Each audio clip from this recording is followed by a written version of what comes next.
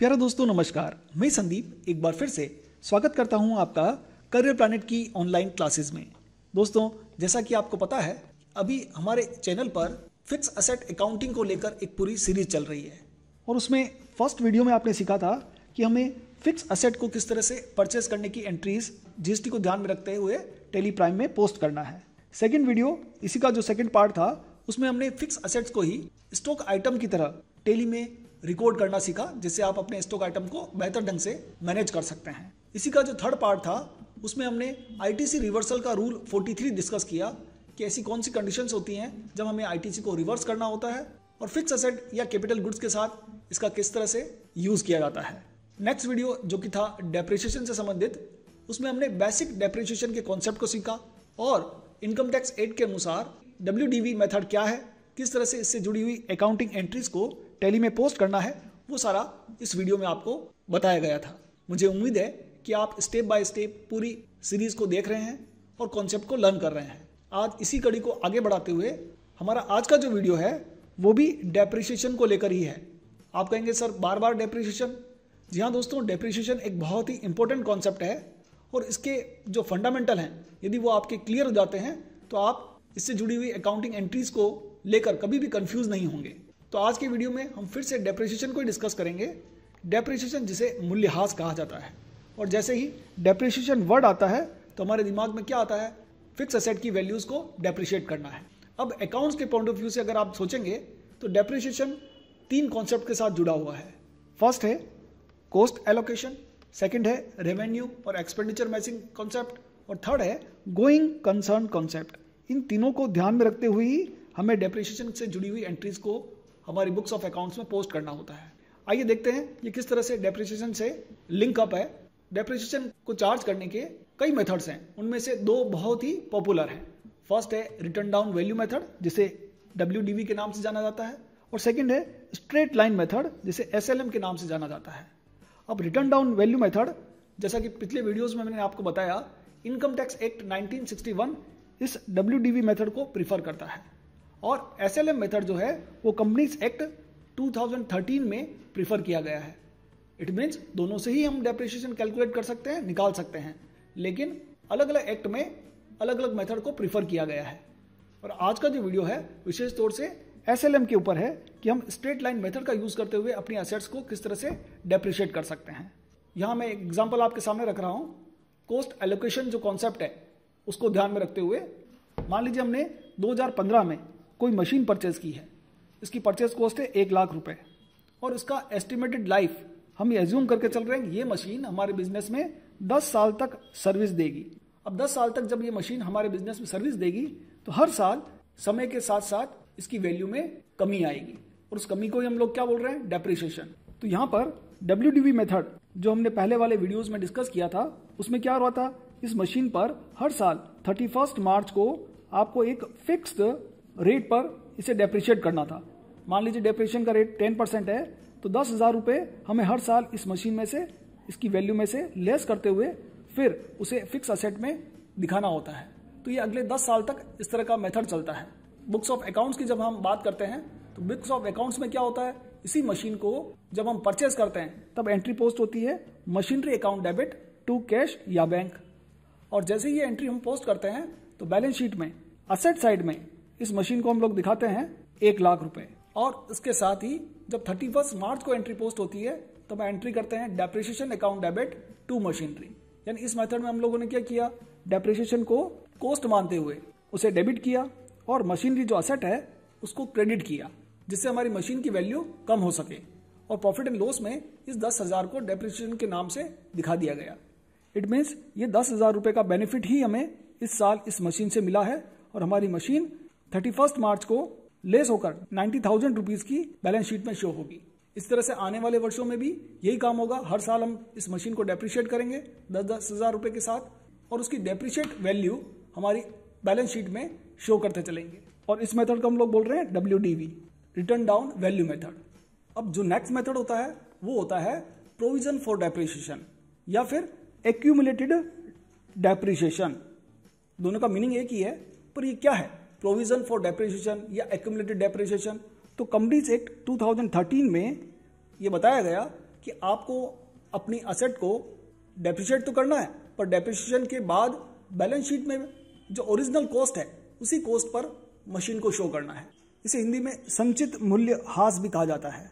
जैसा कि हम WDV में कर रहे थे, डेप्रिशिएशन लगा देते थे 31 मार्च को, देन फिर असेट की वैल्यू डेप्रिशिएट होकर 90,000 शो हो रही है, तो बैलेंस शीट में वो 90,000 शो होती थी। लेकिन इस मेथड के अंदर इस डेप्रिशिएशन को एक फंड में इकट्ठा करते हैं, एक लेजर में, एक अकाउंट में अलग से इकट्ठा करते हैं और हर साल अपनी एसेट को सेम वैल्यू पर, जो कॉस्ट था उसका, उसी वैल्यू पर शो करते हैं। मान लीजिए फिर से वो मशीन हमने परचेज की 2015 में और इसका जो एस्टिमेटेड लाइफ है वो 10 ईयर्स हम एज्यूम कर रहे हैं, तो हर साल क्या करना पड़ेगा, आपको डेप्रिशिएशन चार्ज करना पड़ेगा। और इस मेथड को SLM स्ट्रेट लाइन मेथड भी कहा जाता है। इसमें एस्टिमेटेड लाइफ एज्यूम की है, उसके अकॉर्डिंग जैसे 10 साल आपने अगर माना है तो 10 साल में हर साल 10,000 रुपये के हिसाब से ये मशीन डेप्रिशिएट होने वाली है। लेकिन साथ साथ में आपको ये भी एज्यूम करना पड़ता है 10 साल बाद क्या इस मशीन की वैल्यू नील हो जाएगी, तो दोस्तों नील नहीं होगी। आपको लग रहा है कि डेप्रिशिएट होने के बाद बिल्कुल जीरो हो जाएगा, तो जीरो नहीं होगा। इसकी कोई न कोई स्क्रैप वैल्यू भी हो सकती है।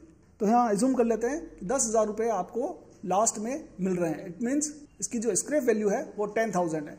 तो 9 सालों में ये मशीन जो डेप्रिशिएट होगी वो केवल 90,000 ही हमारी होगी, क्योंकि हमने क्या कर दिया है, लास्ट में एज्यूम किया कि लास्ट ईयर में हम सेल आउट करेंगे तो 10,000 रुपये हमें मिल सकते हैं।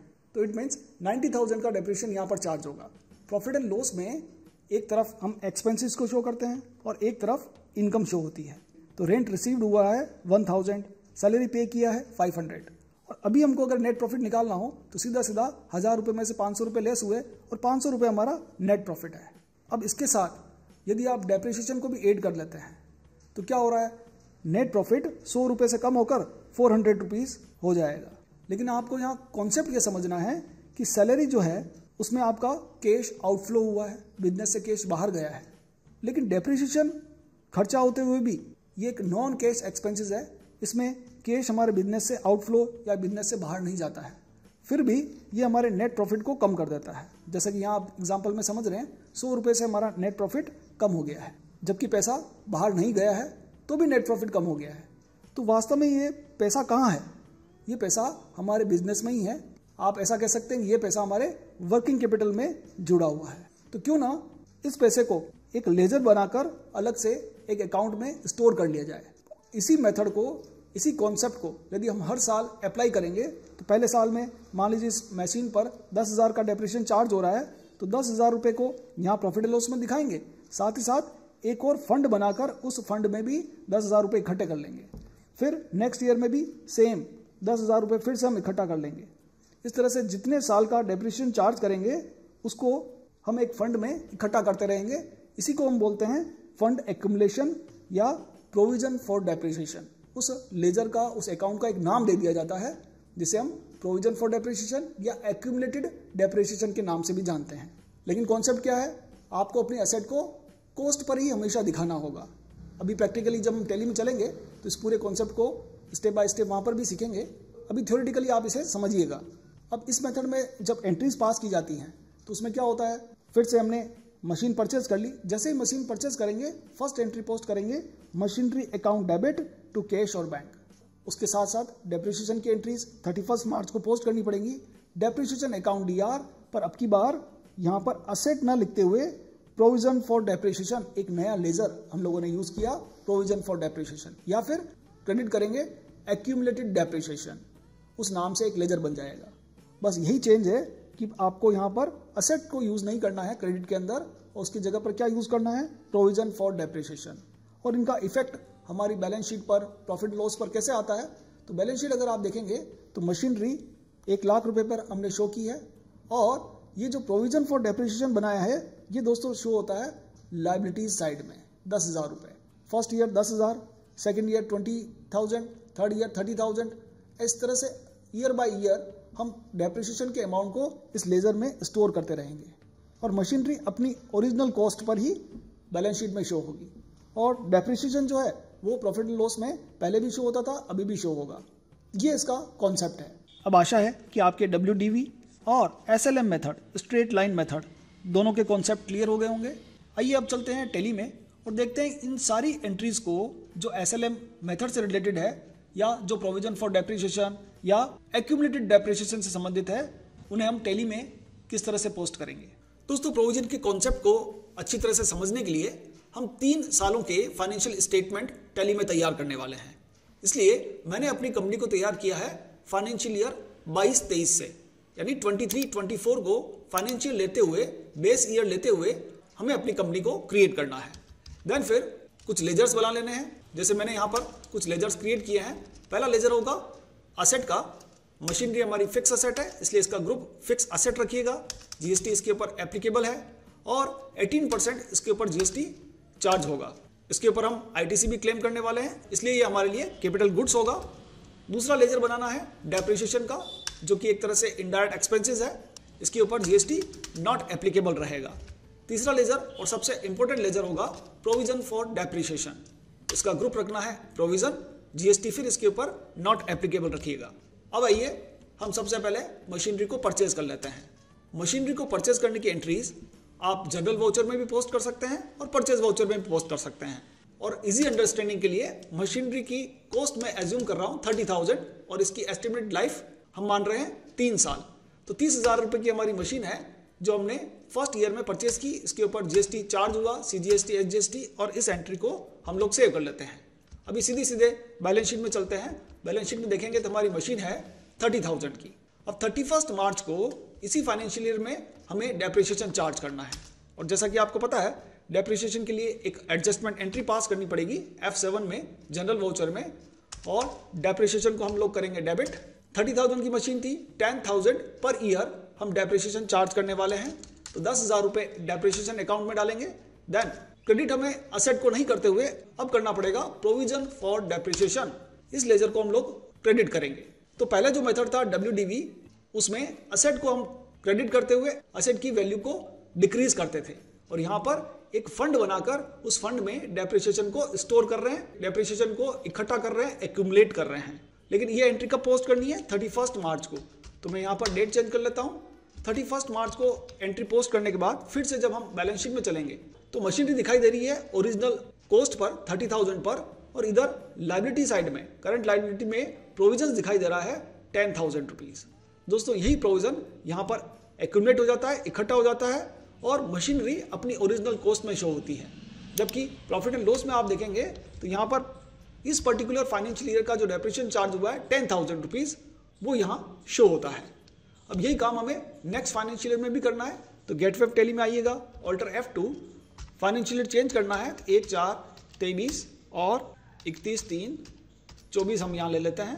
अब इस फाइनेंशियल ईयर में भी मशीन आपको स्टार्टिंग में 1 अप्रैल को 30,000 की शो हो रही है, प्रोविजन उसका 10,000 शो हो रहा है। इसमें भी इस साल के एंड में फिर से हमें डेप्रिसिएशन चार्ज करना है। सेम एंट्री हम लोग पोस्ट करेंगे, डेप्रिसिएशन 10,000 रुपीज और प्रोविजन फॉर डेप्रिसिएशन।